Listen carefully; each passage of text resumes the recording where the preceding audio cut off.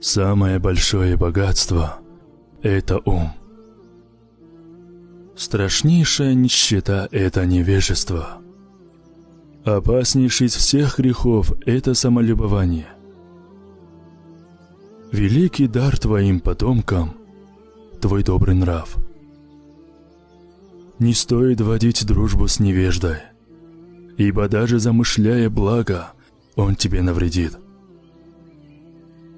Остерегайся заводить себе друга среди скупцов, ибо когда будешь ты нуждаться в помощи, он не поспешит к тебе.